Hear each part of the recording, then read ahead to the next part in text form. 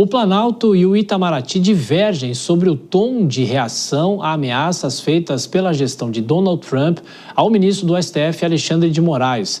De volta a Brasília com André Anelli, agora o chefe da diplomacia dos Estados Unidos afirmou que sanções contra o ministro são avaliadas. É isso, André?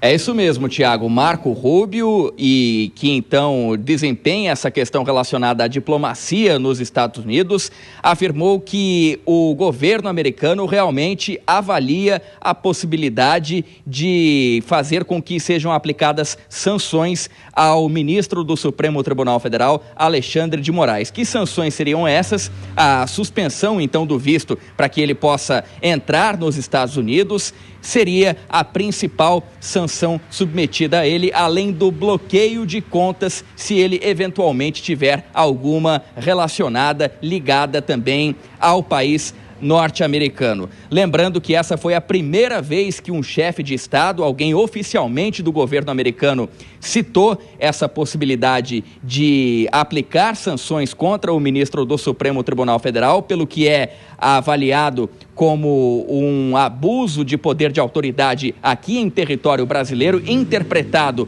pelo governo americano, e isso então ainda não tem prazo para que seja aplicado. O chefe da diplomacia americana fez essa espécie de ameaça, mas não disse se e quando ela poderia ser aplicada. Mesmo assim, internamente, aqui no Brasil, já existe divergências em relação à reação que pode ser aplicada caso realmente, então, o governo americano opte pelas sanções ao ministro do Supremo Tribunal Federal. De um lado, o Palácio do Itamaraty prefere o silêncio, pelo menos de forma momentânea, para que não aumente a temperatura com o governo brasileiro e para que também não acabe insuflando, principalmente, um dos filhos do ex-presidente Bolsonaro, o Eduardo Bolsonaro, que se encontra nos Estados Unidos e articulando questões relacionadas a punições ao ministro do Supremo Tribunal Federal. E, por outro lado, existe uma reação, ou pelo menos uma vontade de reação,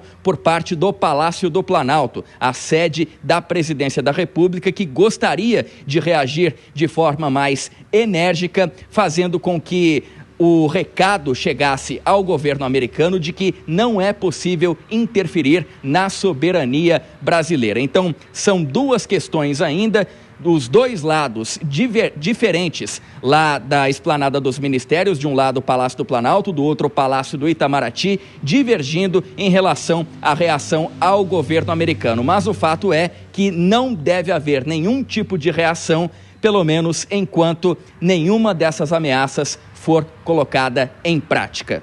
Tiago. Preciso saber também se essas ameaças vão ser concretizadas para o governo tomar alguma posição. O André Anelli ainda volta nessa edição do Jornal Jovem Pan com mais informações.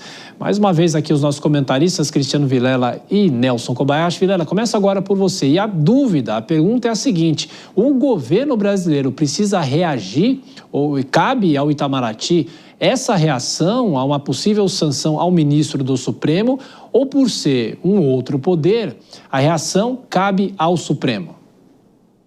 Olha, estamos falando do Estado brasileiro, e o Estado brasileiro, ele é representado pelo chefe de Estado, pelo presidente da República, no caso, ou institucionalmente, dentro das relações internacionais, pelo Itamaraty. Então, eu não vejo inadequação na forma que eventualmente seja escolhida para esse tipo de tratamento. O que eu vejo que é importante, e aí fontes do governo já vêm colocando justamente nesse sentido, de demonstrar que é mais interessante que essa discussão, que essa postura por parte do governo brasileiro, ela não se dê pela imprensa, ela não se dê por declarações bombásticas, declarações de guerra de um lado ou outro, mas que ela se dê pela diplomacia, que eu vejo que isso é muito adequado.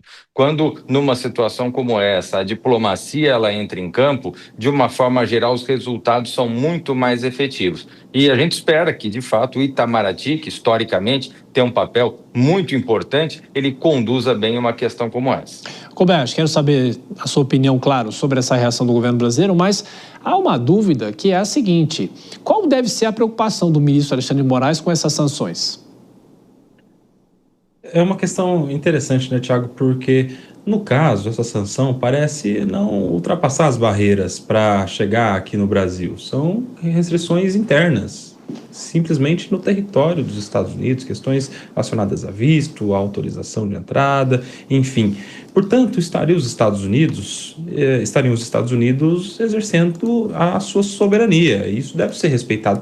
Portanto, eu acho até que não deve haver nenhum tipo de reação, nem do governo e nem do próprio ministro. Aliás, o ministro poderia recorrer administrativamente, assim como qualquer pessoa, claro que valendo-se da sua autoridade de ministro do Supremo Tribunal Federal, que tem alguns direitos, algumas prerrogativas diferentes, e isso é natural.